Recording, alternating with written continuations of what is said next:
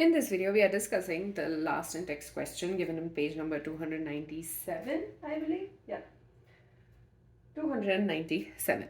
So 10.5, we need to draw the structures of the major mono-halo products in each of the following. And the thing is, I've written the questions, I've grouped the ones which are similar so that it's easier for us to solve.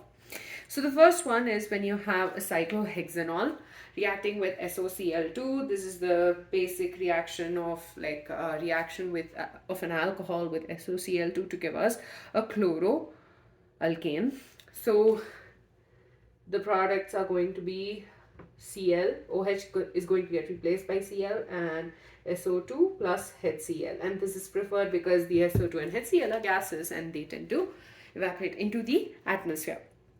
The second one is also from alcohols, but it's reacting with HCl and heat. Now there are two alcoholic groups present here. That's the phenolic, and this is the basically the allylic group, right? Benzylic group rather. So because of the fact that the CO bond between the carbon and the phenol oxygen is slightly double bonded because of the resonance structures, this bond is relatively stronger than CH2OH, and because of that it's more difficult to break the COH bond of the benzene ring, and so we will only be considering the reaction with the benzylic OH.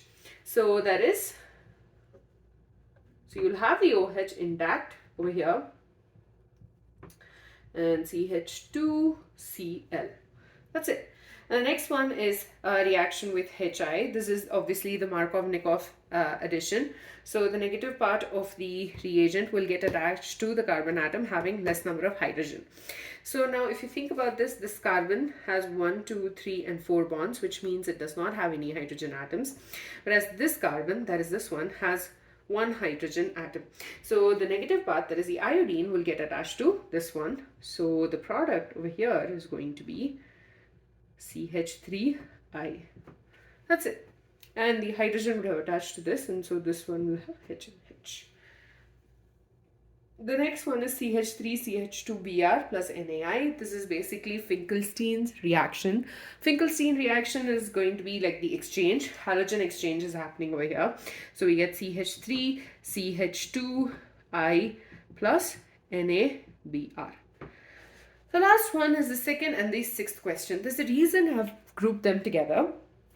If you notice, the reagents are the same in both cases. Now, let's think about it. First of all, the bromine, and I'm going to first start with this one, that is the cyclohexene. So what happens is, there are two types of reactions that can take place. Okay, first is an addition reaction. So if an addition reaction is going to take place, the double bond will break for us to get a dihaloalkane. So you'll have bromine getting substituted at this attached to this as well as this carbon atom. That's the first one. The second one is the substitution reaction. So in this case, you have the double bond staying intact and the allylic carbon, that is this carbon attached to the carbon having a double bond, is going to have a bromine atom attached to it. Now, because of the mechanism, okay, what happens is addition product which is formed is actually reversible at higher temperatures. Okay, so when this product forms, it will go back to forming the reactants, right? Because it's reversible. And so we won't get this particular compound. On the other hand, substitution is an irreversible product or irreversible reaction. And because it's an irreversible reaction, the allylic carbon atom will have the bromine attached to it. So that's why the answer for this one is the allylic substituted. And over here, our major one, first of all, the benzene, you don't have the possibility of like the bromine getting attached. Okay, the NO2 stays as well. Now we have two carbon atoms, this one and this one. Now between these two, this is basically attached to a carbon which is having a double bond. So this one, that is CHBr,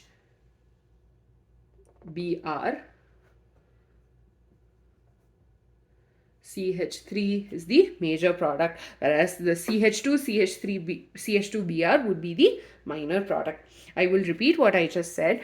So what happens is, when you have this particular reaction happening, there are two types of reactions that can take place: the addition reaction and the substitution reaction. Addition reaction, as in the double bond will break for us to get bromine into these atoms, whereas the substitution, what will happen is one of the hydrogen atoms is going to get kicked out and we will get the bromine attached to that. And the carbon atom, which is an allylic one, is the one which will undergo this chemical reaction, and this is based on the mechanism. However, the addition reaction is reversible in nature, which means after it forms, it will go back to forming these two, right? But in case of substitution, this does not take place, and because of that, this is the major product. And in this case also, the benzylic carbon which is present is the having the bromine attached to it, and that's the major product. With that, we're done with the Intext questions for preparation of haloalkanes and haloarenes.